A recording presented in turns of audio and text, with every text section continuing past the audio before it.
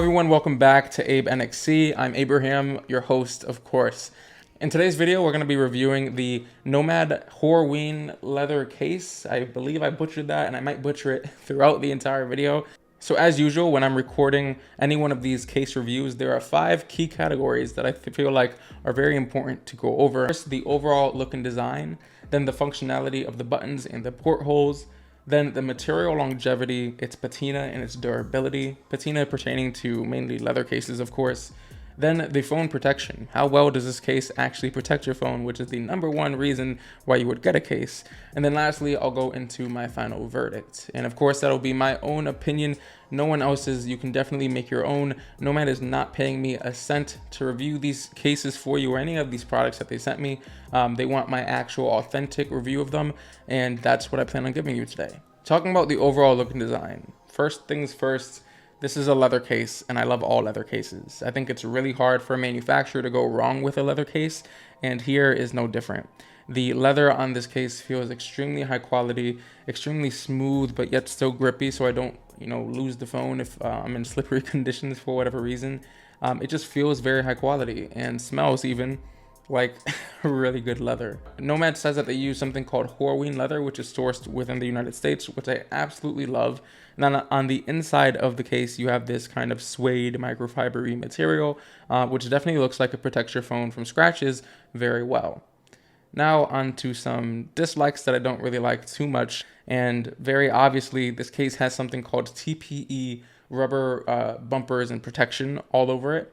And personally, I just don't really like it. I feel like it's out of place on a luxury good that is a leather case.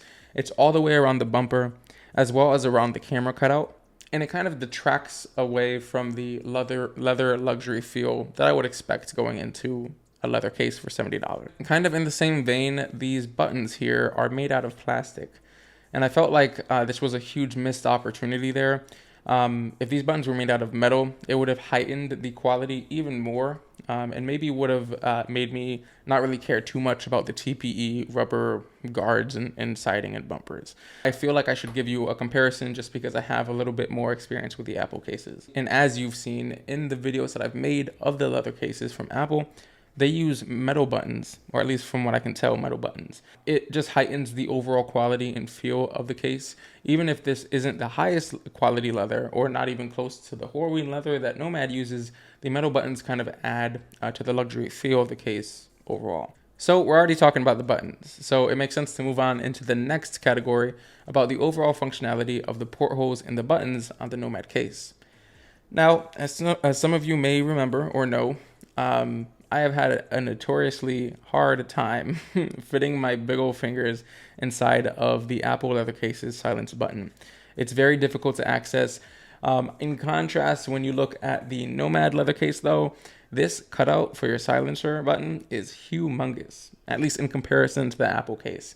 I have absolutely no problem sticking my finger in here. Now at the bottom of the case, we have 2 very large speaker cutouts, of course, the lightning port cutout, and then 2 inconspicuously placed lanyard loops cutouts right there.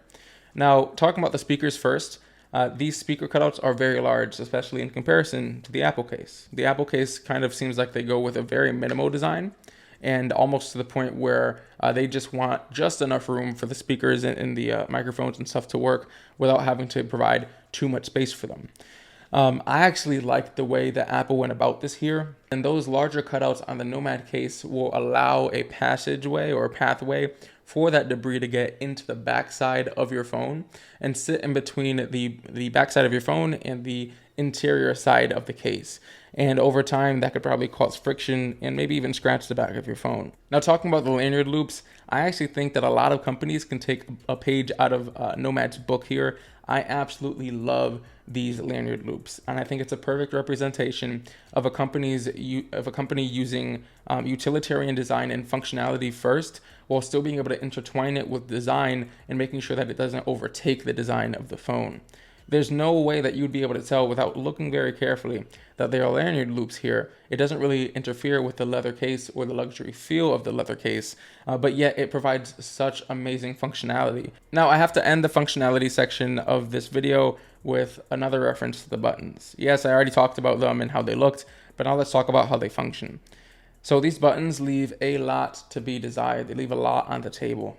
Not only, yes, they're plastic, so it detracts away from the luxurious look of the case, but they also are very, very mushy. And because these aren't metal, like on the iPhone version, you don't really hear an audible click when the buttons interact with the cases button.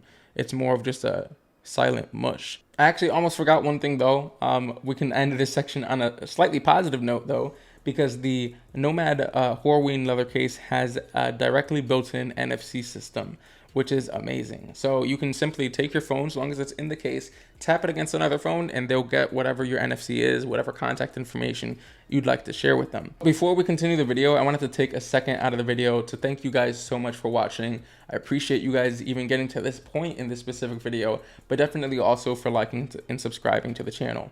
And for anybody who hasn't yet, I guess this is an open invitation. Definitely leave a like on the video if you liked it. Subscribe to the channel for more. There's a lot more coming very soon.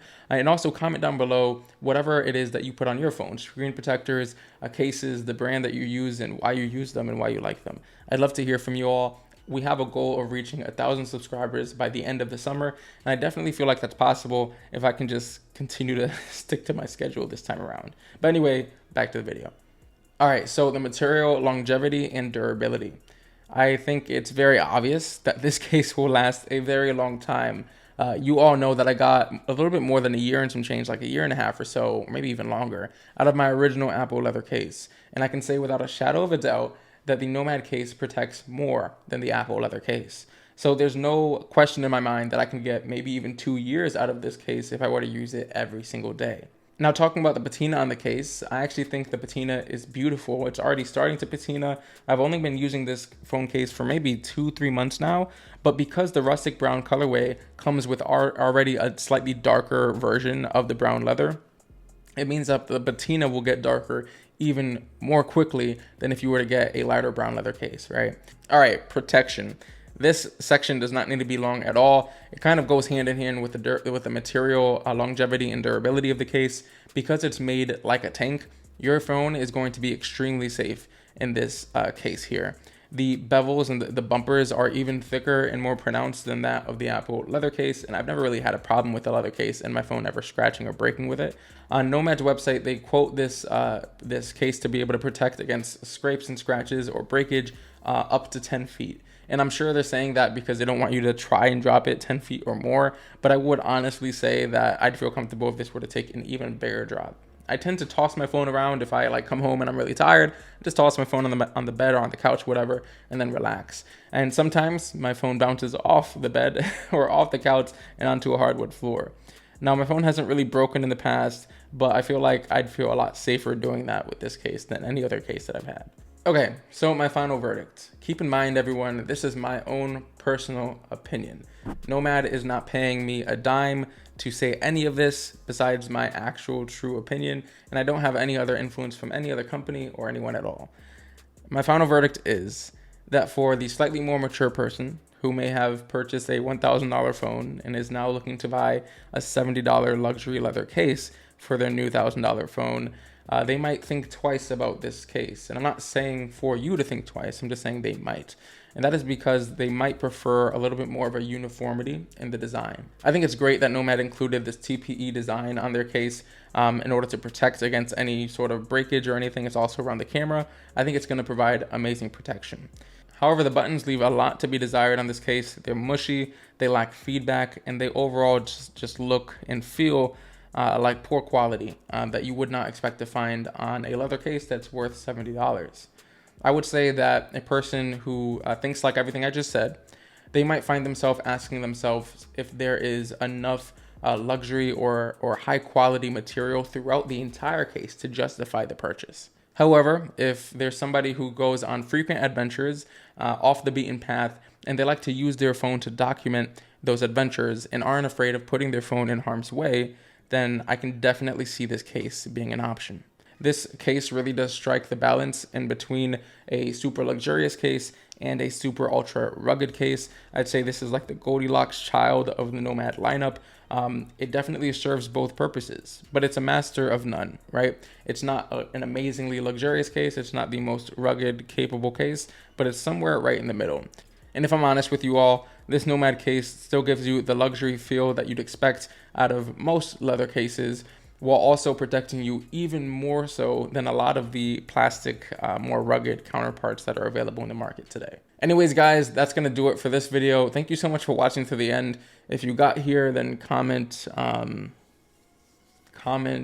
pineapples. Just comment pineapples, okay?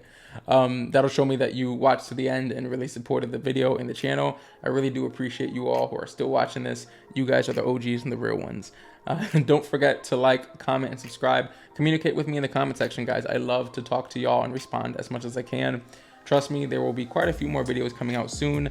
The videos do take a little bit of time to record out of my schedule, and things have gotten a little bit more hectic now, which you'll see in the other video, which I'll link somewhere around here. But either way, guys, thank you so much for watching. Don't forget to follow the channel's Instagram page at abes_pics, and I'll see you in the next one.